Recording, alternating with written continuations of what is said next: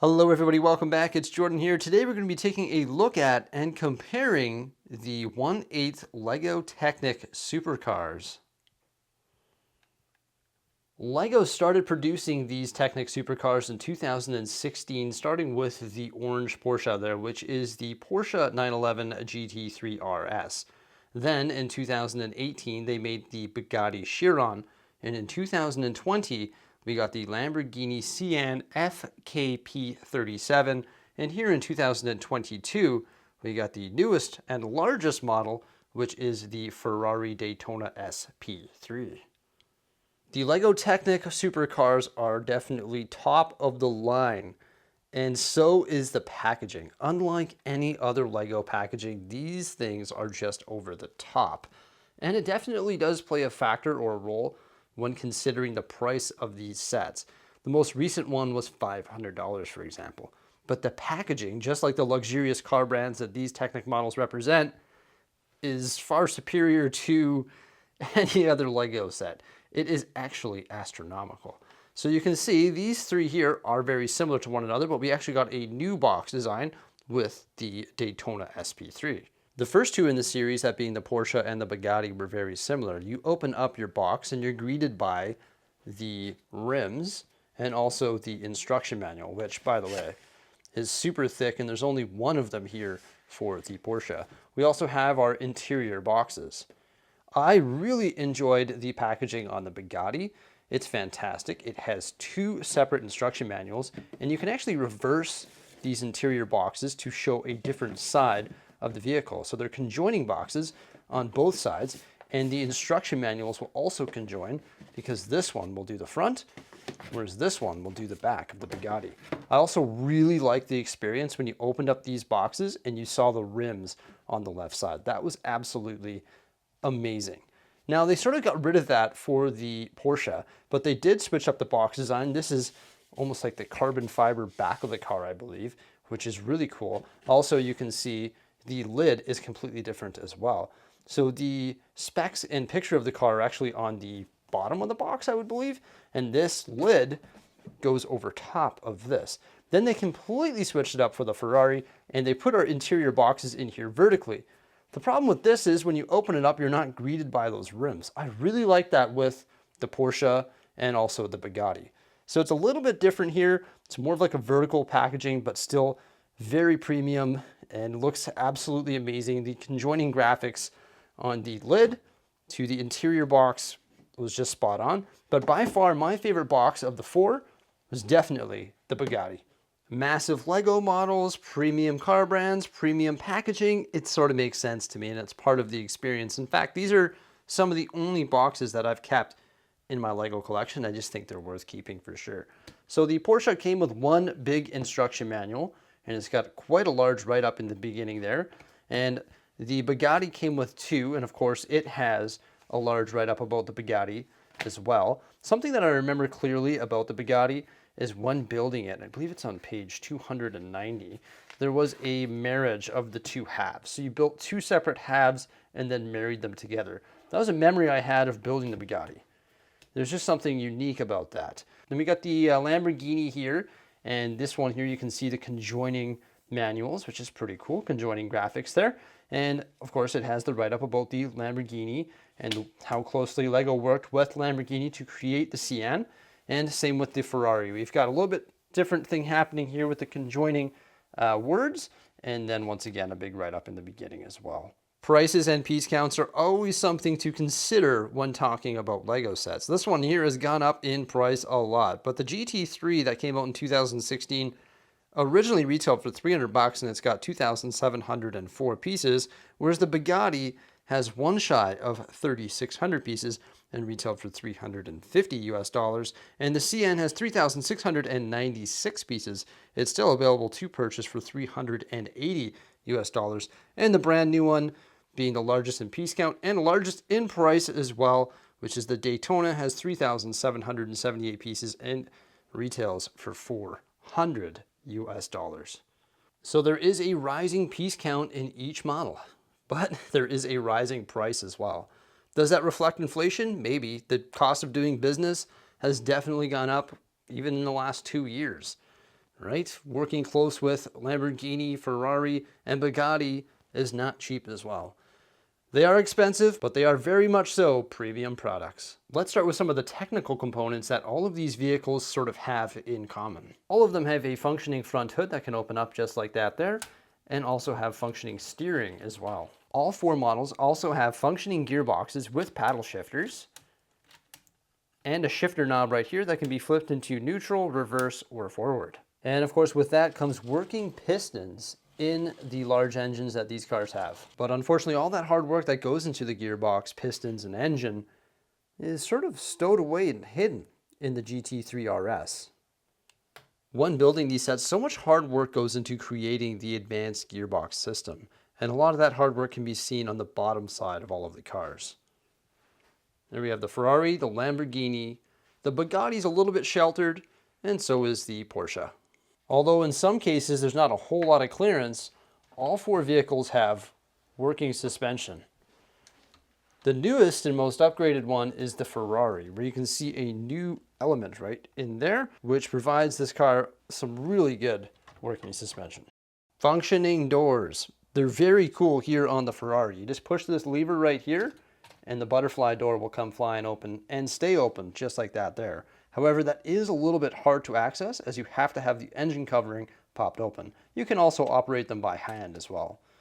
So that's the butterfly doors on the Ferrari. We also have similar ones over here on the Lamborghini. These, I believe, are scissor doors, and you can actually pop them open just by pushing on this right here. So it's a little easier to access. The door also is less sort of chunky and stays open and glides open a lot smoother. Then we have the Bugatti that just has some standard doors like I'm used to on my car. I don't drive a supercar with scissor doors or butterfly doors. I have doors like that, and so does the Porsche as well. Taking a look at the front of the vehicles, you can see some gaps in the hood, pretty much for all of them. Right there above the headlights, right here, just on the hood, and on either side of the Porsche.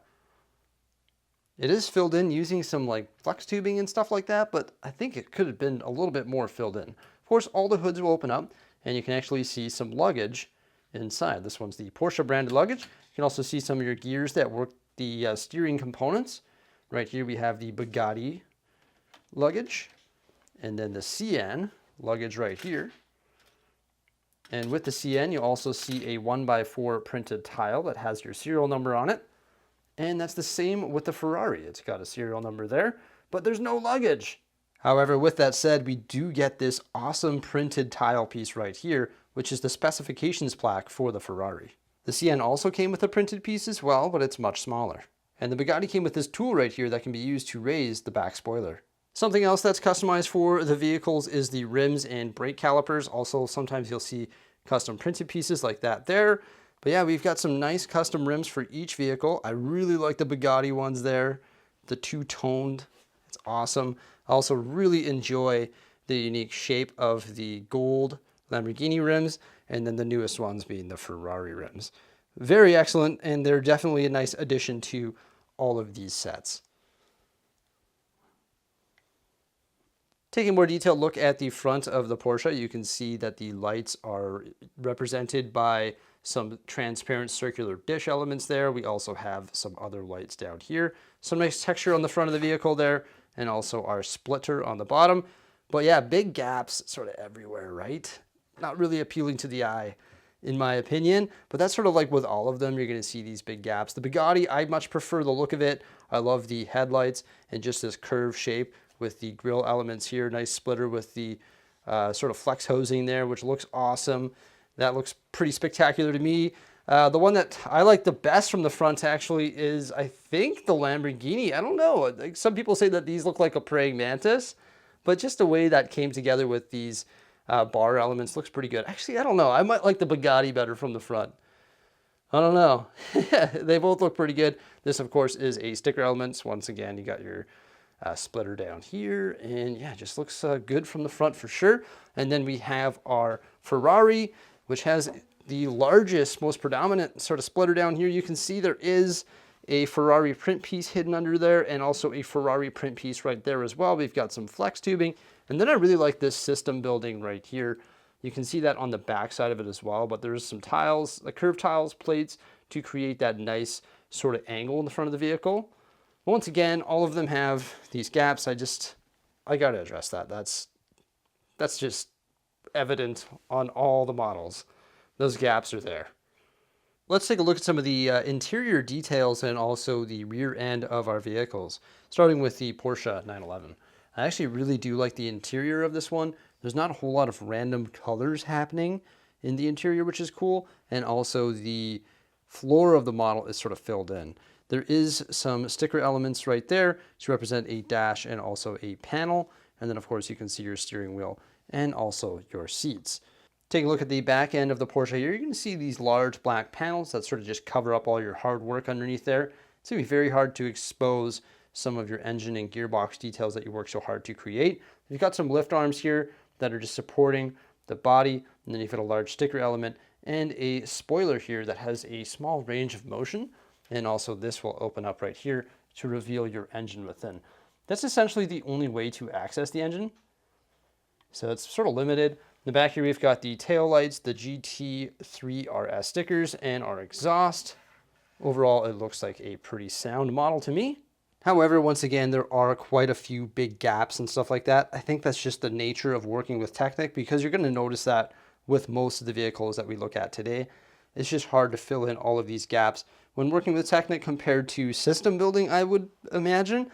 For the Bugatti, you can see we've got our spoiler activated there, and we can actually flip it down in spot by using the tool, or we can just move it by hand as well. And there's a pretty good range of motion on the spoiler. We've got our tail lights there. I love the use of the stud shooter and the flex tubing. Then we've got our diffuser and exhaust on the back there. Bugatti sticker elements, unfortunately. The engine is exposed here. I don't think there's an easy way to expose it any more than this, but I am happy with the way that it's set up here. And you can actually see all of your moving pistons within as well. So it's pretty cool. I like how it's an open concept, so you can actually get in there and see everything. And you can see that the pistons are actually stacked on top of one another on either side. So it's got a pretty interesting looking engine inside. As for the interior, you can see it is a dark tan interior. There are lots of exposed Technic elements. Like, you can pretty much see the table, you can see gears, you can see random colors. It's got a pretty interesting dash here, and then there are just a couple elements there to represent the dashboard as well. And of course, you'll have a better look at those on this side here. That is a Bugatti print piece on the steering wheel. But yeah, just lots of weird colors and weird random pieces protruding everywhere, and I think it's just something to do with Technic. Moving on to the Lamborghini. This is when I'm going to point out the fact that there are a bunch of different colors of green used to create the Lamborghini. You can see the really cool spoiler here. Like, that's awesome. Built using all with this rubber tubing and stuff like that.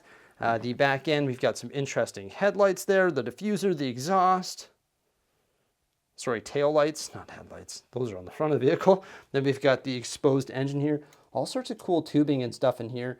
And I believe this will actually come off quite easily. I don't really want to take mine apart, but that will more expose the pistons within.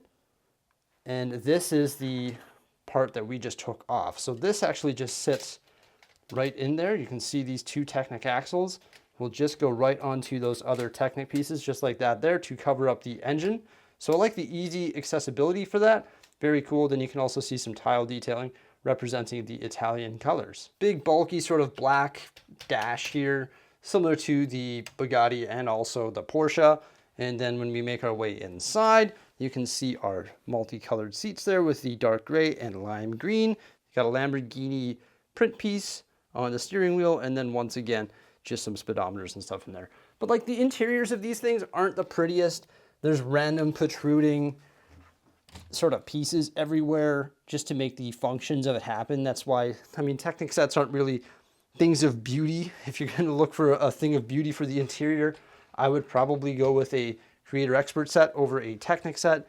These things are more so for functionality, exterior looks, and also sophisticated builds. I love the fact that the roof can pop off the Ferrari so that you can actually get in there. Obviously, I was having a hard time seeing everything with my camera. But yeah, now you can see the two seats in there with the Ferrari logo on the top of the headrest there, and you can see all the details within. Once again, some random colors, like what is that doing there? Why is there a big hole in the floor? Same sort of deal with all the Technic vehicles, I find. Very cool hood on this one, or engine covering that can pop open there.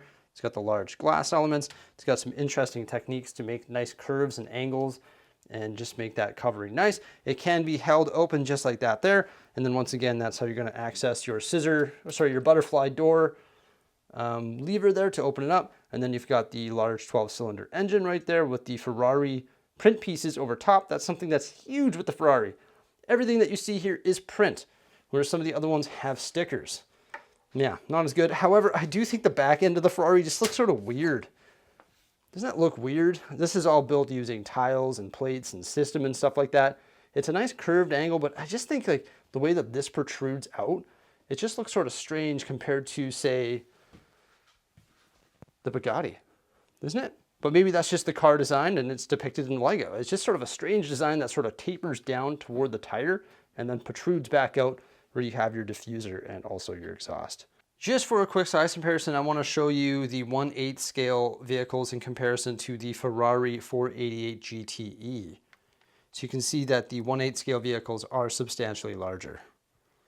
Ultimately, in the end, these are very expensive LEGO sets. There's no question about it. The Ferrari retails for $400. But you got to keep in mind that LEGO works very closely with Ferrari, Lamborghini, Bugatti, and Porsche to create these. So there's a premium price on a premium car brand on their best sets ever for these car brands. And they sort of reflect the car brands that they are building, right? So that's definitely a reason why they're so expensive. Also the upgraded packaging, the custom molded rims and stuff like that. So it's pretty incredible that we get these 1/8 scale vehicles in LEGO form. The Ferrari, I just finished building it. Pretty cool. I learned a lot about it, honestly. Had a lot of fun building it. Took quite some time to build, and I did it in 2 days. I built the Lamborghini Live. Made it a lot more difficult to build.